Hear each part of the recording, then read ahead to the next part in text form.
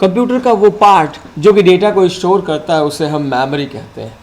यानी memory computer का वो एसेंशियल पार्ट, हम एसेंशियल पार्ट बोलेंगे।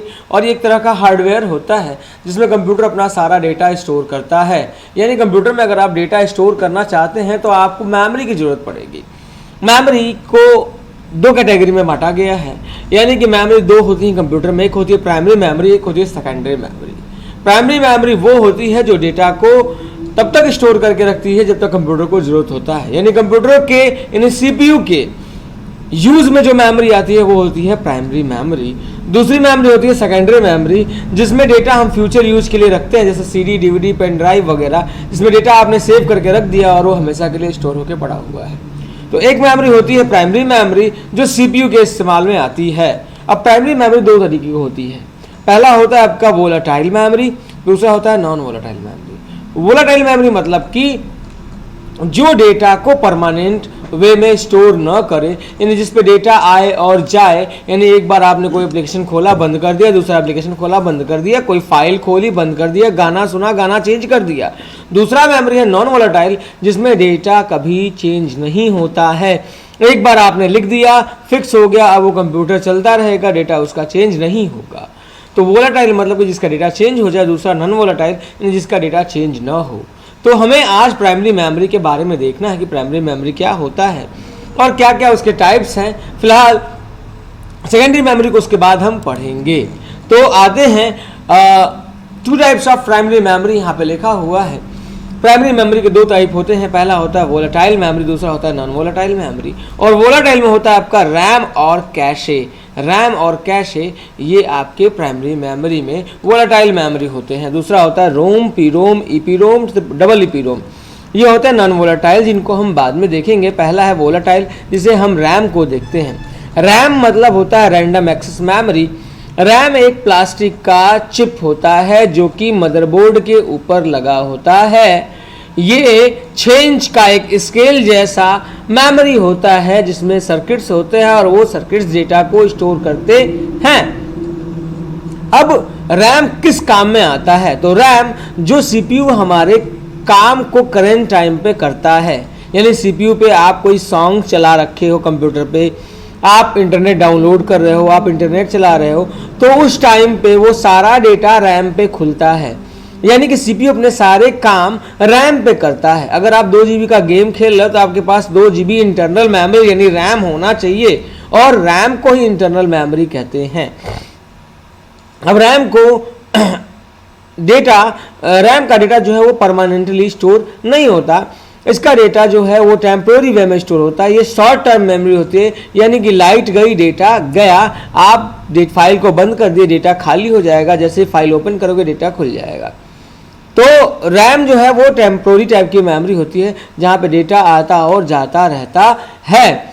ऐसे नेचर की मेमोरी जहाँ पे डेटा फिक्स ना हो, डेटा आए और जाए, खुले और बंद हो, ऐसे मेमोरी को कहते हैं वोलेटाइल मेमोरी। तो रैम जो है एक वोलेटाइल टाइप की मेमोरी है और ये रीड राइट मेमोरी है। इसमें डेटा लिख सकते हैं और डिलीट कर सकते हैं, फाइल खुलेगी बंद होगी।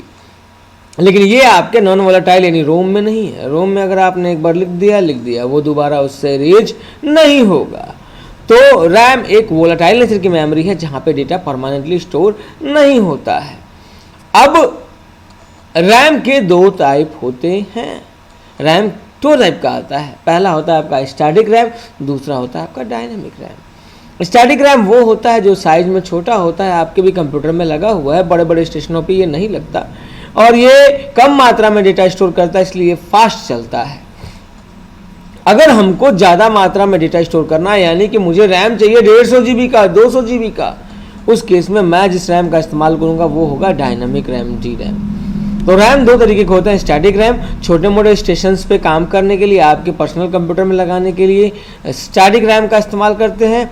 दूसरा होता है डायनामिक रैम। डायनामिक रैम यानी डी रैम, जो कि बड़े बड़े स्टेशंस पे लगता है और वो ज़्यादा से ज़्यादा मात्रा में डेटा स्टोर करता है। अब स्टैटिक रैम कम मात्रा में डेटा स्टोर करता है, इसलिए इस पर खर्चे कम आते हैं, इस पर काम कम होते हैं। डायनामिक रैम ज़्यादा मात्रा में डेटा स्टोर करता है। दैट्स वाई डायनामिक रैम में डेटा स्टोर कराने के लिए कैपेसिटर लगता है। कैपेसिटर ज़्यादा से ज़्यादा मात्रा में डेटा स्टोर करने में मदद करता है। डायनेमिक रैम में एक और वो है रिफ्रेशमेंट सर्किट का। रिफ्रेशमेंट सर्किट क्या करता है, जब ज़्यादा मात्रा में डेटा हो जाता है तो उसको अरेंज करने के लिए एक सर्किट होता है जिसका नाम है रिफ्रेशमेंट सर्किट। तो यहाँ पे ये भी एक सर्किट लगता है। तो हमने देखा कि मेमोरी जो है कंप्यूटर का एसेंशियल पार्ट, जो कि डेटा को स्टोर करने के काम में आता है। कंप्यूटर में कहीं भी आप जहाँ डेटा स्टोर करते हैं वो मेमोरी है, चाहे वो एक रजिस्टर ही क्यों ना हो, चाहे वो आपका पेन ड्राइव ही क्यों ना हो, चाहे वो आपका रैम ही क्यों ना हो। मेमोरी को दो तरीके में बांटा गया है। पहला होता है आपका प्राइमरी मेमोरी, दूसरा होता है सेकेंडरी मेमोरी। प्राइमरी मेमोरी दो टाइप की होती है, आपकी वोलेटाइल मेमोरी और नॉन वोलेटाइल मेमोरी, जिसमें हमने आज रैम देखा है। रैम यानी रैंडम एक्सेस मेमोरी, जो कि वोलेटाइल टाइप की मेमोरी होती है और ये इसका फुल फॉर्म होता है रैंडम एक्सेस मेमोरी। ये टेम्प्रोरी मेमोरी होती है, इसमें डेटा परमानेंटली स्टोर नहीं होता है, इसमें डेटा आता जाता रहता है, या फिर कंप्यूटर स्विच ऑफ हो गया तो डेटा इसका लॉस्ट हो जाता है। ये एक रीड राइट मेमोरी होती है, इसमें डेटा लिख सकते हैं, पढ़ सकते हैं, इसका डेटा डिलीट भी कर सकते हैं। रोम में डेटा डिलीट नहीं होता, मैं रिपीट करता हूँ। अगर एक बार आपने रैम में डेटा स्टोर कर दिया और उसे डिलीट करते हैं, यानी डिलीट करने वाला नेचर, इसलिए इसको हम रैम को वोलेटाइल मेमोरी भी कहते हैं। दो तरीके के रैम होता है, एस रैम और डी रैम।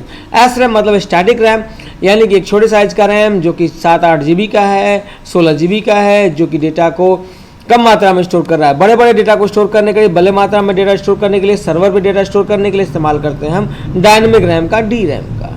तो आज के लिए इतना ही था। Thanks for watching, bye bye.